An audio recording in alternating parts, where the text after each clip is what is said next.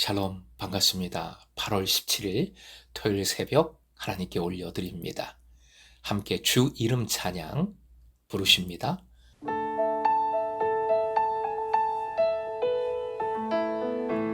주 이름 찬양 풍요의 강물을 흐르는 부요한 땅에 살 때에 주님 찬양해.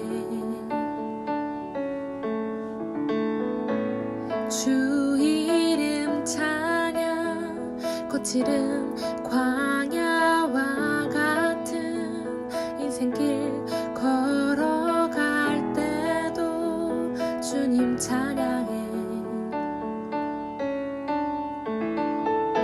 모든 축복 주신 주님 찬양하리.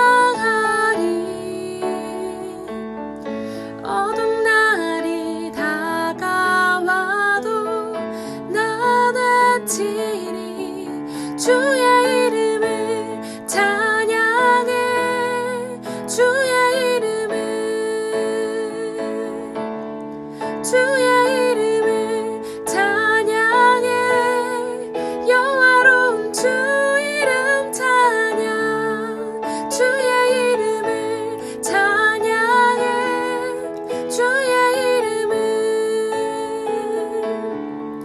주의 이름을 찬양해. 영화로운 주 이름 찬양.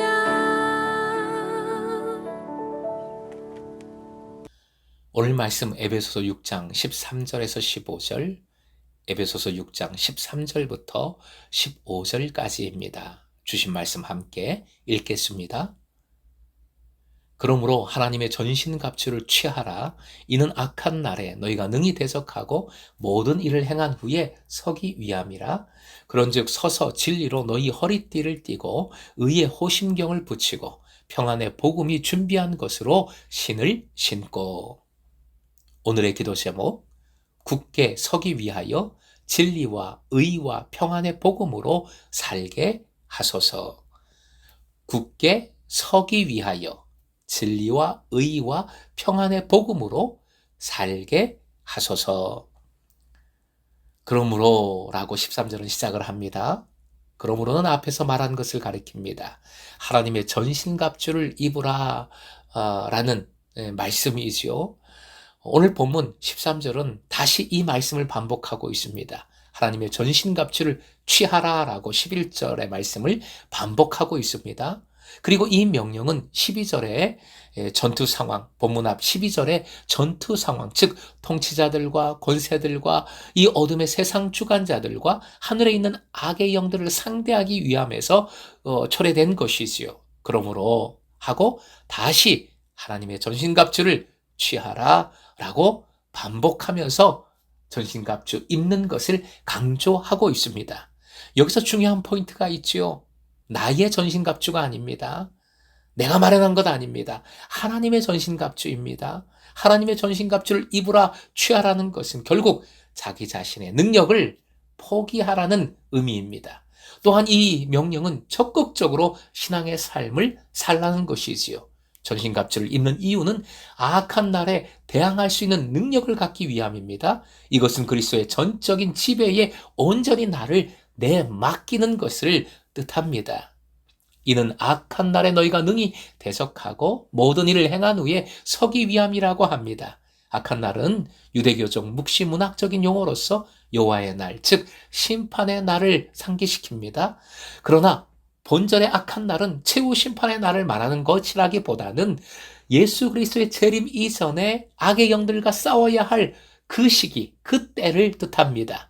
따라서 악한 날은 악한 세력이 지배하는 때입니다. 모든 일을 행한 후에라는 말은 무장을 한 후에라는 의미가 아니라 싸움에서 승리한 후를 뜻합니다. 이 세력을 대적해서 싸운 후에 굳게 서기 위해서 그리스도인들은 하나님의 전신갑주로 무장해야 합니다. 서기 위함이라는 말은 굳건히 서다, 저항하다라는 뜻이지요. 투쟁의 목표는 패하지 않고 굳게 서는 것입니다. 악한 날은 종말론적인 표현입니다. 결국 그리스도인들은 굳게 서기 위하여 전신갑주를 적극적으로 취하여 종말론적인 삶, 마지막을 준비하는 삶을 살아야 하는 것입니다. 영적 무장에 대한 말씀이 구체적으로 이어집니다. 이는 이사야 11장 4절에서 5절, 59장 17절을 간접적으로 인용한 것입니다. 먼저 이사야 11장 5절 말씀 함께 읽겠습니다. 시작. 공의로 그의 허리띠를 삼으며 성실로 그의 몸의 띠를 삼으라.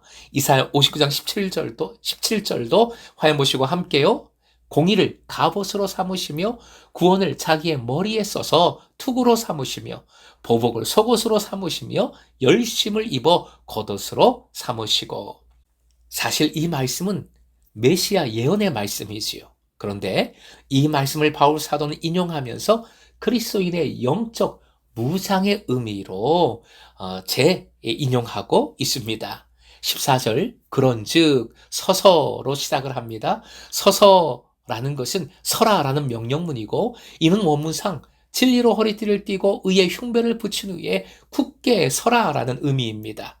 세번역 성경으로 화양 보시고 함께 읽겠습니다. 그러므로 여러분은 진리의 허리띠로 허리를 동이고 정의의 가슴막이로 가슴을 가리고 버티어 서십시오.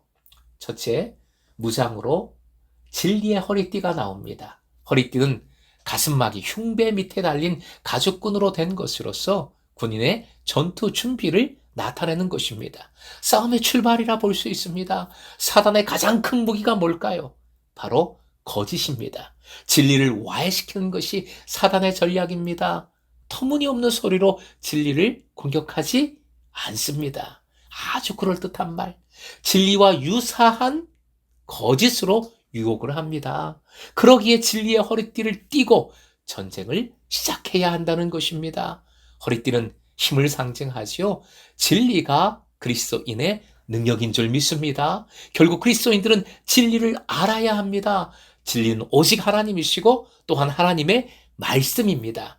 요한복음 8장 32절 진리를 알지니 진리가 너희를 자유롭게 하리라. 또한 성육신하신 하나님 곧 예수께서 진리가 되십니다. 요한복음 14장 6절이요. 예수께서 이르시되 내가 곧 길이요 진리요 생명이니 나로 말미암지 않고는 아버지께로 올 자가 없느니라. 성령님은 진리의 영으로서 예수님의 뜻을 우리에게 보여주십니다. 알게 하십니다. 삼위일체 성부 하나님, 성자 예수님, 성령님이 곧 진리입니다.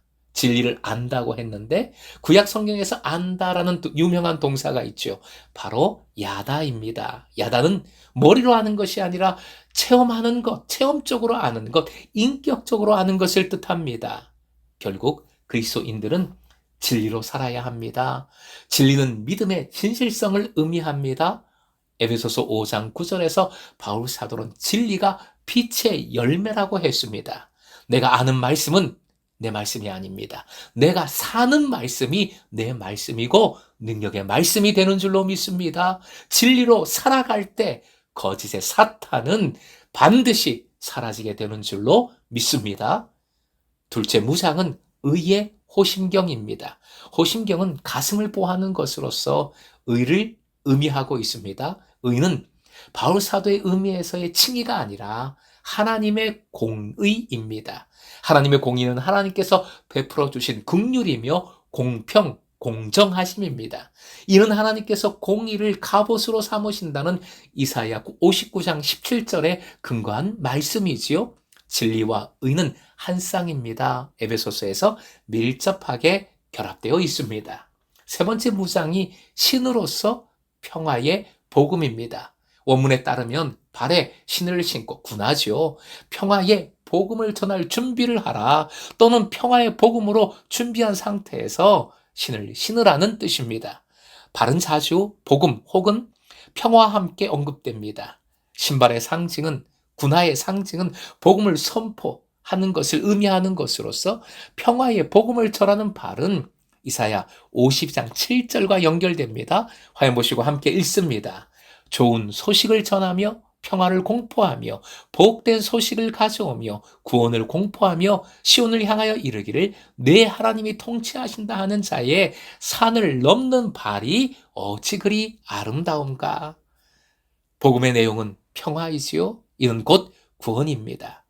그리스도는 우리의 평화이시기 때문에 평화의 복음을 받은 그리스도인들은 이 세상을 지배하는 권세들과 싸움에서 악을 굴복시키기 위해서 복음의 선포를 통해서 평화를 관철시켜야 합니다. 사랑하는 예배자 여러분, 여러분의 발은 어떤 발입니까? 굳게 서기 위하여, 예수님의 승리에 동참하기 위하여 오늘도 진리와 의와 평화의 복음으로 함께 걸어가는, 나아가는, 행군하는 금성의 제자 되시길 주님의 이름으로 축원드립니다.